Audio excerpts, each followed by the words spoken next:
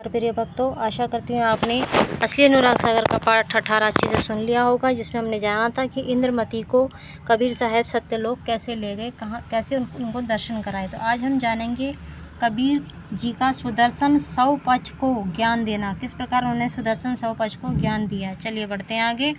कबीर साहब बोले धर्मदास से, रानी इंद्रमती के हंस जीव को सत्यलोक पहुँचाकर उसे सत्य पुरुष के दर्शन कराने के बाद मैंने हंसों से कहा, हे हंस, अब अपनी बात बताओ, तुम्हारी जैसी दशा है सो कहो। तुम्हारा सब दुख सुख जन्म मरण का आवागमन सब मिट गया और तुम्हारा तेज 16 सूर्य के बराबर हो गया है और तुम्हारे सब कलेश मिटकर तुम्हारा कल्याण हो गया है। इंद्रमती दोनों हाथ जोड़कर बोली, साहिब, मेरी एक विनती है। बड़े भाग्य से मैंने आपके श्री चरणों में स्थान पाया है। मेरे इस हंस शरीर का रूप बहुत सुंदर है, परंतु मेरे मन में एक संशय है, जिससे मुझे अपने पति चंद्र विजय राजा के प्रति मोह हुआ है, क्योंकि वह राजा मेरा पति रहा है। करुणामय स्वामी, आप उसे भी सत्यलोक ले आइए, नहीं तो मेरा राजा काल के मुख में चला जाएगा। कबीर साहब बोले, तब मैंने कहा, बुद्धिमान हंस सुन, राजा ने नाम उपदेश नहीं लिया, उसने सत्य पुरुष की भक्ति नहीं की और भक्तिहीन होकर तत्व ज्ञान के बिना वह इस संसार में 84 लाख योनियों में ही भटकेगा। इंद्रमती बोली, प्रभु, मैं जब संसार में रहती थी और अनेक प्रकार से आपकी भक्ति किया करती थी, तब सज्जन राजा ने मेरी भक्ति को समझा और कभी भी मुझे नहीं रोका। संसार का स्वभाव बहुत कठोर है। यदि अपने पति को छोड़कर उसकी स्त्री कहीं अलग रहे तो सारा संसार उसे गाली देता है और सुनते ही पति भी उसे मार डालता है। साहेब, राजकाज में तो मान, प्रशंसा, नास्तिकता, क्रोध, चतुराई होती ही है, परंतु इन सब से अलग मैं साधु संतों की सेवा करती थी और राजा ने मुझे कभी नहीं रोका। तो जब मैं साधु संतों की सेवा करती थी, यह सुनकर राजा प्रसन्न रहता था। साहेब, इसके विपरीत राजा ऐसा करने के लिए मुझे अगर रोकता, दुख देता, तो मैं किस तरह साधु संतों की सेवा कर पाती और तब मेरी मुक्ति कैसे होती। अतः सेवा भक्ति को जानने वाला वह राजा धन्य है। उसके हंस जीवात्मा को भी ले आइए। हे हंसपति सद्गुरु, आप तो दया के सागर हैं, दया कीजिए और राजा को सांसारिक बंधनों से मुक्त कीजिए। कबीर साहब बोले, धर्मदास, मैं उस हंस इंद्रमती की ऐसी बातें सुनकर बहुत हंसा और इंद्रमती की इच्छा अनुसार उसके राज्य गिरनारगढ़ में प्रकट हो गया। उस समय राजा चंद्र विजय की आयु पूरी होने के करीब आ गई थी। राजा चंद्र विजय के प्राण निकालने के लिए यमराज उन्हें घेर कर बहुत कष्ट दे रहा था और संकट में पड़ा हुआ था। राजा भय से थर-थर काँप रहा था। तब मैंने यमराज से उसे छोड़ने को कहा। यमराज उसे छोड़ने को राजी नहीं था। धर्मदास, दुर्लभ मनुष्य शरीर में सत्यनाम भक्ति ना करने की चूक का यही परिणाम होता है। सत्य पुरुष की भक्ति को भूलकर जो जीव संसार के माया जाल में पड़े रहते हैं, आयु पूरी होने पर यमराज उन्हें भयंकर दुख देता ही है।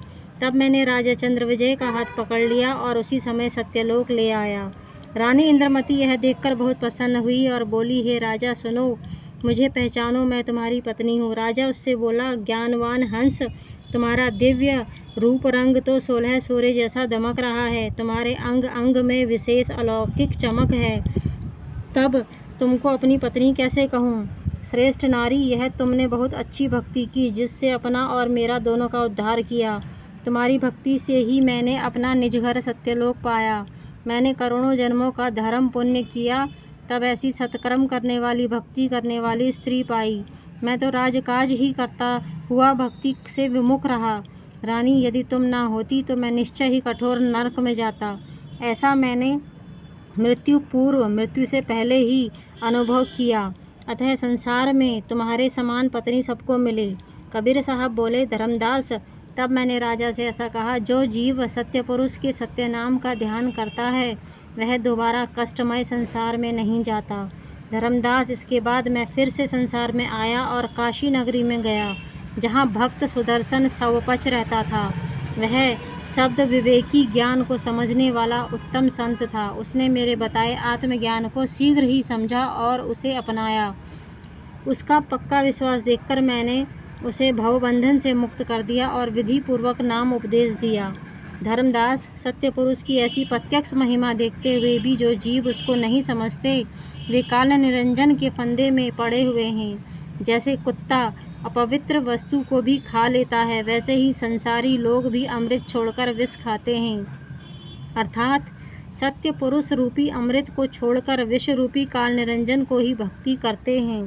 धर्मदास, द्वापर युग में युधिष्ठिर नाम का एक राजा हुआ। महाभारत युद्ध में अपने ही बंधु बांधवों को मारकर उसने बहुत पाप किया था। अतः युद्ध के बाद बहुत हाहाकार मच गया। चारों ओर घोर अशांति और शोक दुख का माहौल था।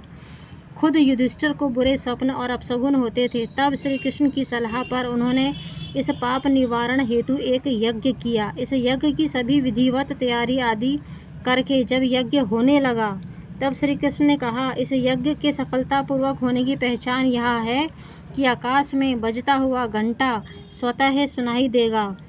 उस यज्ञ में सन्यासी, योगी, ऋषि, मुनि, वैरागी, ब्राह्मण, ब्रह्मचारी आदि सभी आए। सभी को प्रेम से भोजन आदि कराया पर घंटा नहीं बजा। युधिष्ठिर बहुत लज्जित हुए और श्री कृष्ण के पास इसका कारण पूछने गए। श्री कृष्ण बोले, जितने भी लोगों ने भोजन किया इनमें एक भी सच्चा संत नहीं था। वे दिखावे के लिए साधु, सन्यासी, योगी, वैरागी, ब्राह्मण, ब्रह्मचारी अवश्य लग रहे हों, पर वे मन में अभिमानी ही थे, इसलिए घंटा नहीं बजा। युधिष्ठिर को बड़ा आश्चर्य हुआ।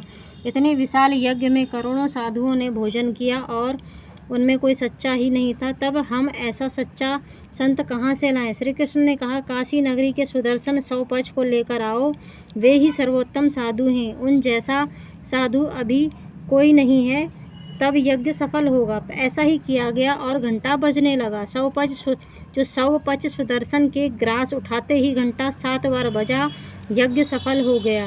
कबीर साहब बोले, धर्मदास, तब भी जो अज्ञानी जीव सदगुरु की वाणी का रहस्य नहीं पहचानते, ऐसे लोगों की बुद्धि नष्ट होकर यम के हाथों बिक गई है। अपने ही भक्त जीव को ये काल दुख देता है, नरक में डालता है। काल के लिए अब क्या कहूँ, ये भक्त अभक्त सभी को दुख देता है, सबको मार खाता है। गौर से समझो, इस काल के द्वारा ही महाभारत युद्ध में श्री कृष्ण ने पांडवों को युद्ध के लिए प्रेरित किया और हत्या का पाप करवाया। फिर उन्हीं श्री कृष्ण ने पांडवों को दोष लगाया कि तुमसे हत्या का पाप हुआ है, अतः यज्ञ करो, और तब कहा था कि तुम्हें इसके बदले स्वर्ग मिलेगा, तुम्हारा यश होगा। धर्मदास, इसके बाद भी पांडवों को और अधिक दुख दिया और जीवन में अंतिम समय में हिमालय यात्रा में भेजकर बर्फ में गलवा दिया। द्रौपदी और चारों पांडव भीम, अर्जुन, नकुल, सहदेव हिमालय की बर्फ में गल गए। केवल सत्य को धारण करने वाले युधिष्ठिर ही बचे। जब श्री कृष्ण को अर्जुन बहुत प्रिय था तो उसकी ये गति क्यों हुई? राजा बलि, हरिश्चंद्र, कर्ण बहुत बड़े दानी थे, फिर भी काल ने उन्हें बहुत प्रकार से दुख दिया, अपमान कराया। अतः इस जीव को अज्ञानवश सत्य असत्य, उचित अनुचित का ज्ञान नहीं है, इसलिए वह सदा हितैषी सत्य पुरुष को छोड़कर इस कपटी धूर्त काल निरंजन की पूजा करते हुए मोहवश उसी की ओर भागता है। काल निरंजन जीव को अनेक कला दिखाकर भ्रमित करता है। जीव इससे मुक्ति की आशा लगाकर और उसी आशा की फांस में बंध कर काल के मुख में जाता है। इन दोनों काल निरंजन और माया ने सत्य पुरुष के समान ही बनावटी, नकली और वाणी के अनेक नाम मुक्ति के नाम पर संसार में फैला दिए हैं और जीव को भयंकर धोखे में डाल दिया है। आज के लिए इतना ही। सत साहेब, सत साहेब, सत साहेब।